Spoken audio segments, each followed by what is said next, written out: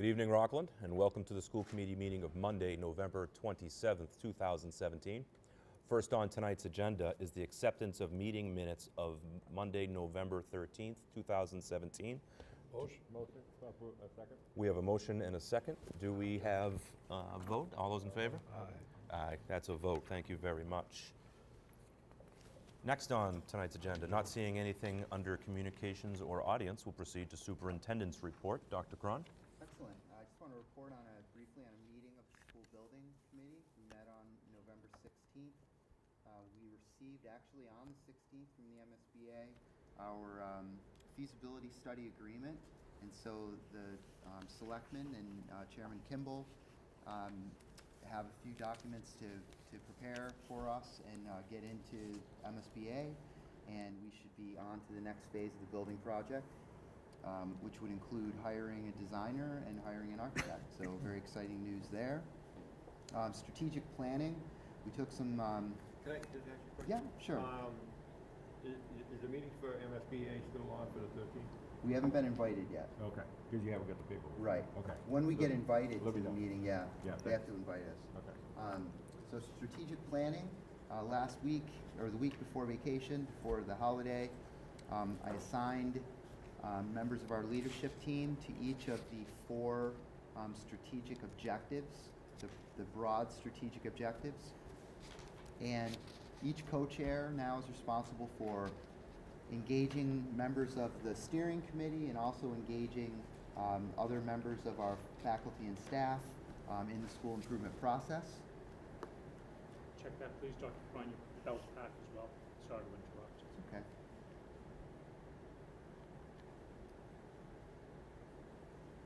Is that better? Better? Yes, thank you. Okay. So strategic planning is off and running. And the literacy committee also met before vacation. And it was great to bring that group back to sort of recap how are things going this year, given all the work that we did last year and some of the materials and supplies that we bought coming into the year. The new rollout, I think I talked about this at the last meeting, of foundations, and our new writing program has been very, very well received.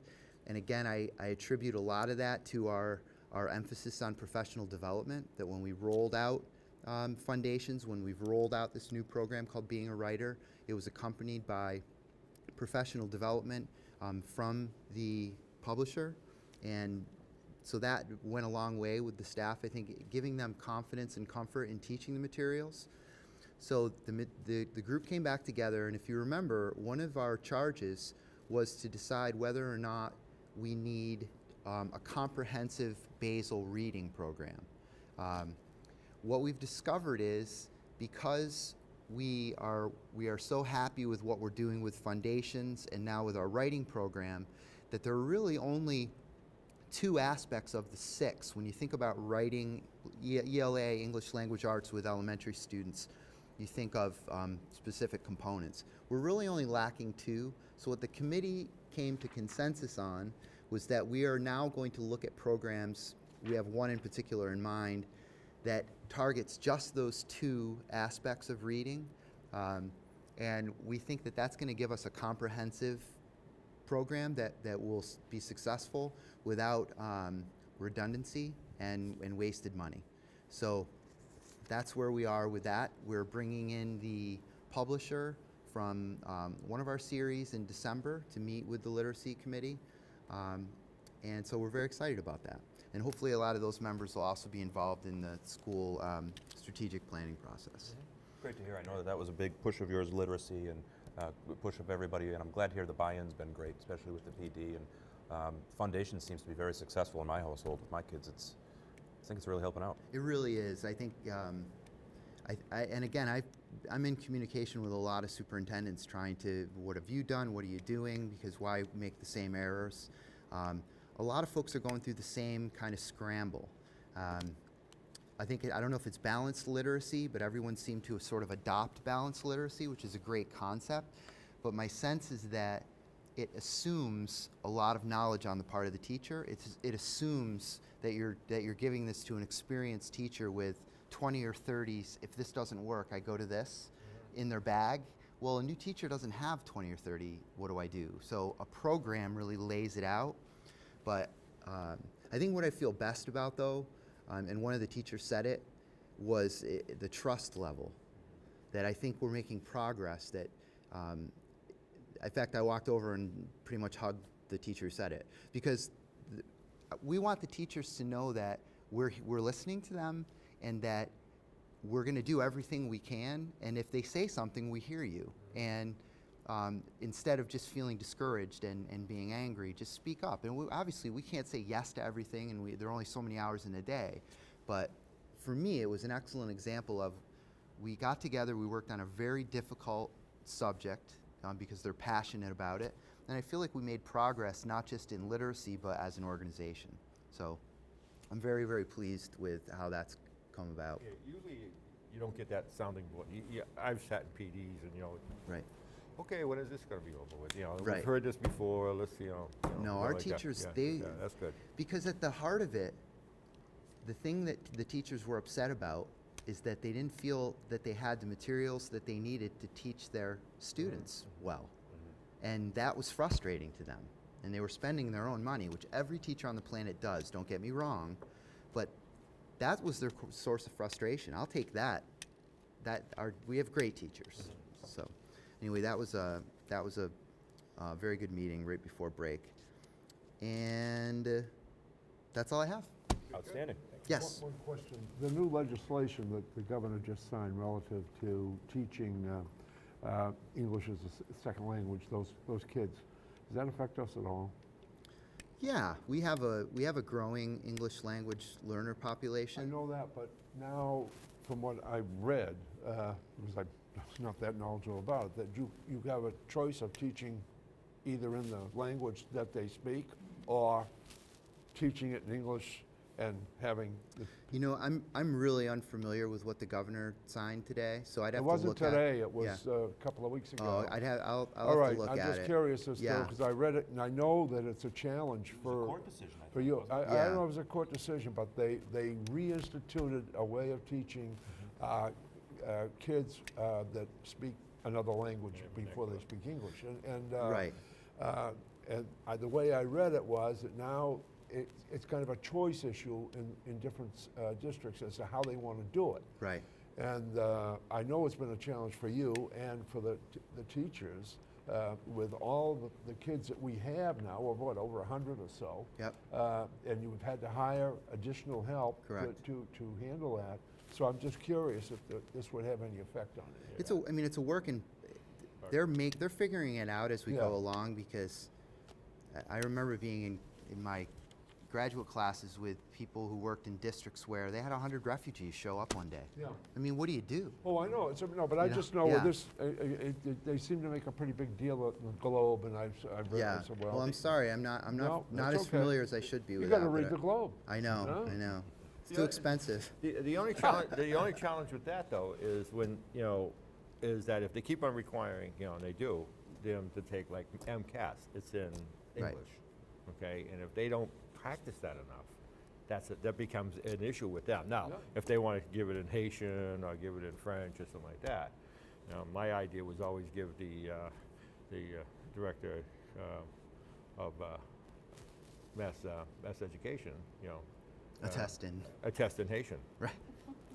Right. Yeah, you take it, yeah. Well, it's not consistent. It's not consistent as far as what in some classes they allow you to use alternate language and others you don't. I didn't really understand why in math you wouldn't offer it in the native language if you really want to understand, do they know the content? But it's a very complex. No, it is. Yeah. And as I say, I thought it was interesting. So maybe at the next meeting or whenever, if you have a chance Absolutely. to do Yep. some research. Okay. I will. Thank you.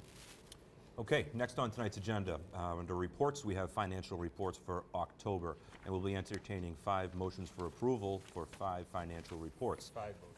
We have the school department, the high school student activities account, the middle school student activities account, the cafeteria, and the daycare, and we have 5 motions. We have 5 seconds. 5 seconds. And all those in favor? Aye, that is a vote. Thank you very much, ladies and gentlemen. Next up, we have monthly reports for September and October, of which we have a total of 18, including art, athletic department, computer technology, daycare, deans, English, family consumer science, math, music, physical education, radio, TV, science, social studies, special education, middle school, and foreign language. We'll be entertaining 18 motions. I have a question and a comment, if I could. Please. The question is, under the dean at the high school, Yep. Is it me or are our freshmen a rather rambunctious group of kids? I'd have to pull, I saw that too. They by far lead in all categories. Yeah, well, I could make, Or is it just sowing oats? yeah, I could go back and look or even ask, Mr. Damon or Ms. Paulding. I didn't remember this being, not that it's horrible, it's not, but I didn't remember seeing such a difference other years. Right. It's funny you mentioned that, 'cause it struck me too, but I kind of wrote it off to being just a younger group. Well, And that may be. But it would be interesting to know historically if the numbers were that different in years Well, past. if you see Saturday detention, Yeah, Saturday detention results most of the time, in my experience, from kids not going to regular detention. And oftentimes regular detention results from students not going to teacher detention. And so but they're it's- blowing it all off. yes. So, But that's- eventually they run into a wall called Dean Damon Yep, and Vice Principal. so be it. Yes. Yeah. And I can tell you who will win. Yes, I have an idea. My comment is, on all these reports, the detail that these people go into Yes. in giving us this information is phenomenal. I mean, the music director, Timmy Wells, technology, it's unbelievable the amount of information that are in these reports, and they need to be complimented for that. I agree. Yeah. I feel the same way, and I work here every day, but when I read the reports and see all the things that are going on that I couldn't possibly know about, I'm very grateful. Yeah. Yeah, there's a lot in here about what's going on in each department, obviously achievements and great things. And actually, before we take a vote, I wanted to kind of mention one of them. Gary Graziano's report for the athletic director has the list of all of our All-Stars. And I just thought it might be nice to kind of recognize these kids. So for the boys soccer, please forgive me in advance for mispronunciation of names. I'm certain I will mispronounce some. John Alvarenga and Maddie O'Brien for the boys all-stars soccer team. Congratulations. For the girls, we had 4. We had Grace Oliver, Madison Blondie, Nicole Blondie, and Hannah Rich. The cheerleaders had 4. Isabella Burns, Mia Camo, Katie Fitzgerald, Haley Molino, am I saying that right? Molino, yeah. Molino. The volleyball team had 4 all-stars. There were Jessica DeMarco, Olivia Ellie, Caroline Ellie, and Lily Matson. The cross-country boys team had 1 all-star. That Olivia Ellie was also named the Social League Player of the Year. Oh, Social League volleyball Player as of the well. Year. That's Wow. outstanding, yeah. Boys cross-country all-star was Seth Rozuski. And for the football team, we had 6 all-stars. Lou Casey, Connor Shea, John Barr, Will Bredmore, Zach Charland, and Anthony DeCecco. And for golf, we had Eric Wallstrom as an all-star. And I think that was it. So congratulations to all those athletes. If I missed anybody, I apologize. And if I mispronounced anybody's names, I apologize. But I think that's just outstanding achievement, and has been outstanding achievement across all these reports, art, music, everything. So our students are doing great things. So with that, we'll entertain 18 motions to approve our monthly reports for September and October. 18 motions. 18 seconds. All those in favor? Aye, aye. That's a vote. Thank you. Next up, we have completed fundraisers for your information. And we had some very successful ones, and one in particular I enjoyed, the first one. One Rockland had Pizza Palooza, which is an awesome event every year. And they raised $3,075, which is outstanding. Really cool to see Rockland businesses come out and do something and pull together like that for our schools. And not to mention the pizza was pretty darn good too. RHS Service Learning had 2 fundraisers. One was canceled, Yoga Night, and the other activity was Jean Day, which raised $149. The Eston PAC had a student staff volleyball game that raised $710, all of which was donated to Puerto Rico. So that's great. I mean, Great fundraising and a great cause to donate to. The Rockland High School volleyball team had a volleyball pink game with which they raised $729. And the freshman class, that rambunctious group, had a T-shirt sale that raised $445.66. So great work by everybody. That's all great stuff. All right, under new business, item A, we have our FY19 budget development timeline. Dr. Cron. The budget, here are some general broad strokes as far as we would like to present the preliminary budget to the school committee in January on the 8th, and then to town officials on January 16th. We want to meet with our finance committee liaison January 17th and 19th, somewhere in there. January and February, we continue to work with finance committee and town accountant. In April, there'll be a public hearing for school budget FY19, and then our final budget presented in April. And then May 1st, all purchase orders are due in the business office, and then town meeting. So that is just a general broad stroke timeline. It's very similar to what we've done in years past. Right. And the public hearing is going to be before the school committee meeting. Correct. Okay. Correct. Any questions or comments about the budget timeline? If you need a vote, I'll make a motion. We do. We need a vote. We have a motion. Do we have a second? All those in favor? All right. Thank you very much. That's a vote. He's efficient. Yeah. All right. Next up, under new business, we have request for approval of new fundraisers. We have 5 of them. The Rockland High School is going to be having 4. The class of 2018 will be having 2 of them. They'll be having a Christmas movie night in December. That sounds good. Chipotle or 99 night will be, the date will be to be determined. And Worthy Village will be having a give back night at Players in December. The class of 2020 will be selling sweatshirts in November and December. And the Eston Pack will be having a family fitness night in November and December. So we'll be looking for 5 motions for 5 approvals I of just have a fundraisers. question. That TBD, has that been, What? the TBD for the Chipotle 99 Club, they haven't come up with a I date haven't yet? gotten it. I have Okay. not received a date for that yet. No. Okay. How about the Christmas movie one? Because they have the 15th or the 8th. Yeah, they haven't chosen one to my knowledge yet. But we can follow up on that. Okay. 5 motions. We have 5 motions. Donna, we'll get Is there those. 5 seconds? All those in favor? That's a vote. Thank you. Next up, item C, under new business, midterm schedule. Dr. Cron. Yeah, I'd like to invite Dr. Harrison to come and discuss some changes he'd like to make to the midterm schedule. Good evening, everyone. Thanks for having me here tonight. The proposed midterm schedule you should have in front of you. There's really 2 reasons for the recommended changes. The first is consistency. Right now, our final exams and midterms are both weighted 10% of the student's final grade, but the final exams are 90 minutes long and the midterms are 75 minutes long. So this kind of came from teachers that they're both worth the same percentage, 10%, they should be the same length, 90 minutes. They felt 75 minutes was too short, so 90 minutes that was the first priority. The second priority behind the changes is about supporting students, and there's kind of 3 key ideas I'd like to bring to your attention. First is our midterm failure rate is significantly higher than our term grades by about threefold. So that's a pretty big difference. We want to try to invest more in giving students supports to get some help for midterms. Our kids are working after school, they're involved in extracurriculars. It's very hard for them sometimes to stay after school for extra help.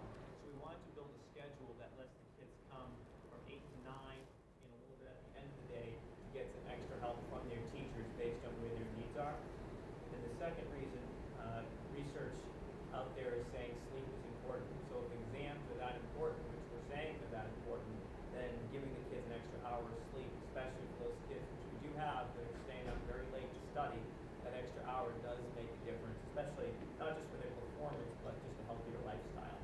So that's the recommended change. If anybody has any questions, I'm happy to entertain them. It's pretty minor from last year, but it is significant in that delayed start piece. It's going to be 90 minutes. Both will be 90 minutes, And 9 o'clock is the exam start time? Yeah, I see that. Okay. 9 o'clock. Yep. Comments, Bus. questions? Oh, go ahead. Oh, I think That's spot good. on. Good for you. I like motivation for it too, trying to make it as, give every student, you know, the recipe for success and the tools of success we can. If there's no question or comments, we have a motion. Motion? Second. All those in favor? Aye. Thank you very much, Thank Dr. you. Harrison. Thank you. All right. Item 8 on tonight's agenda, personnel information for October and November. Dr. Cron, is there anything that you would like to highlight? Just want to highlight, we have a long-time beloved employee, secretary at the daycare, Paula Brown, who will be retiring the 2nd of January. So I just want to thank her for her service, and she will be missed. Very good. I just need to ask, the custodian at Eston School, is he related to a daycare administrator? The daycare administrator, Tate, Yes. Do they live in Rockland? do they live in? Do we give any preference to people that live in Rockland that apply for positions similar to that? My policy is always that they get an interview. Okay, all right, fine, that's good. If someone applied from within the town, they're guaranteed an interview. Good, Yeah. good, okay. That's fine. Great. So last on tonight's agenda is public service announcements. Dr. Small? I don't have anything tonight. I'm sorry. All right. Mr. Phelps? I'll join that club. I don't really have anything other than a very, very premature Merry Christmas. Very good. Mr. Mills? I'd like to, commend everybody that put that stroll together. Even ordering the weather. Can we order that up again for next year? I mean, it was a really nice time. Everybody, there was a nice crowd out there. Everybody seemed well behaved. You got to talk to your neighbors and people that you haven't seen in a while, catch up on them. Went to go see the boa constrictor, wound up with it around my neck. My grandson did too. Good stuff. It was a very, very, very good time. I did. Yeah, I went down there. We did the. I talked to. You got to put up that peace mural. We got to find a spot for that. I talked to. I can't remember her name. What's it?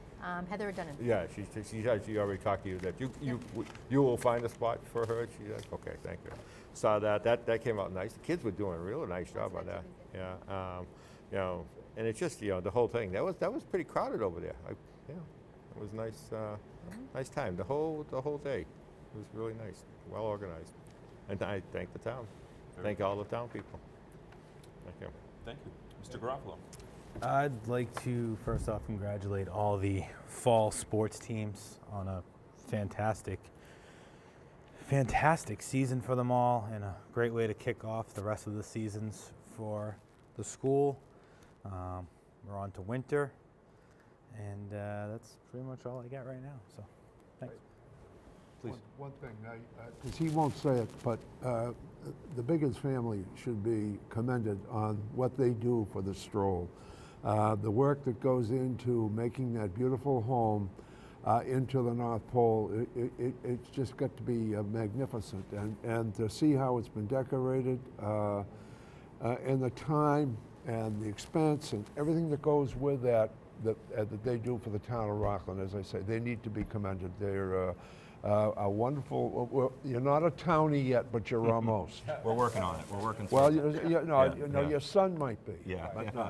I can never live up to that, No. just being not from the roots from here. Well, thank you, and I appreciate that very much. And I was actually going to touch a little bit on the stroll as well after what Mr. Mills said. It's really just a great event, and I love it every year. My family loves it, and I was just going to thank the community for allowing us and welcoming us to do that. It really gets us, our souls in the right state of the season every year. For us in our business, it's not common to have a house full of smiling people. And one day a year we get to do that. And we are just so grateful to our friends and our neighbors in this community to allow us to open our home, to have everyone come in and to have that special time with our kids. The stroll is just unbelievable. I mean, forget what we have the opportunity that we've been given to have the North Pole. If you walk up and down the street, I mean, every corner of Rockland, every walk of life, there's people here uptown trying to make the start of the Christmas season for our kids a special one. The Rockland Police Department's out there doing a canine show, and Officer Summers just did an amazing job at that. Every business uptown had something going on, whether it be the reptiles, or up at the bank they were making Santa hats, the daycare. I mean, name it, everybody was involved. It's just a real quintessential Rockland night. I mean, everyone comes together, everyone comes out, and is together and smiling, and it's just a cordial, real holiday experience. And it means the world for us to be a part of it. So thank you, Rockland, and thank you for the kind words, Dick. And with that, I think that's it. That's all I have. So we'll entertain a motion to retire to, or excuse me, I'll poll the committee to retire to executive session to discuss budget, not to return to regular session. So we'll start with Mr. Garofalo. Motion it. Mr. Mills? Yes. In Mr. favor. Phelps? And I am as well. So with that, I will bid everybody a good night and also a very early happy holiday season to begin. Have a good Yes. night.